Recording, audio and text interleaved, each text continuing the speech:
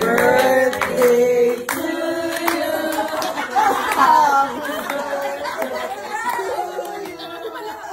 Happy birthday, happy birthday.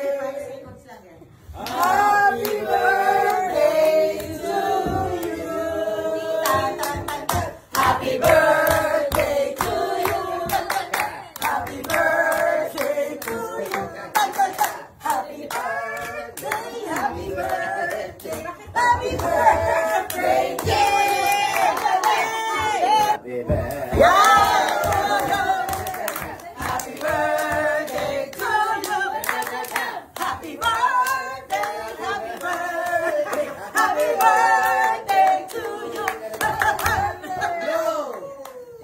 Make a wish. Happy birthday. Love you, Menkoy! Mula noon at hanggang ngayon, masaya ang samahan ng mga Dabbercads sa Itbulaga.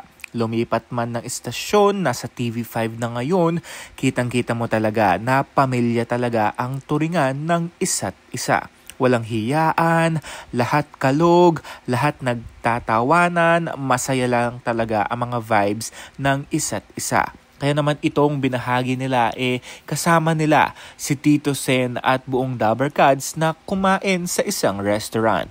Pero hindi nila alam na may pa-surprise ang Dabbercads at si Tito Sen kay Mengay Maine Mendoza. Dahil sa March 3 ang kanyang kaarawan at magse-celebrate ito ng 30th birthday nito. Kaya naman sa unang clip na napanood natin na-surprise si Maine Mendoza sa hatid na sorpresa ng mga Dabbercads. Nandyan sina Miles Ocampo, Tito Sen, Wally Bayola, Jose Manalo, Miles Ocampo, Riza May Dizon at Alan Kay. Hindi man kompleto pero ang saya pa rin talaga ng samahan nila. Napakaganda ng mga ganitong mga occasion o mga kaganapan na hindi lang talaga work. Kumbaga work-life balance dahil ine-enjoy nila ang kanilang samahan ng work nila talaga namang nakikita naman sa telebisyon na masaya sila sa kanilang ginagawa.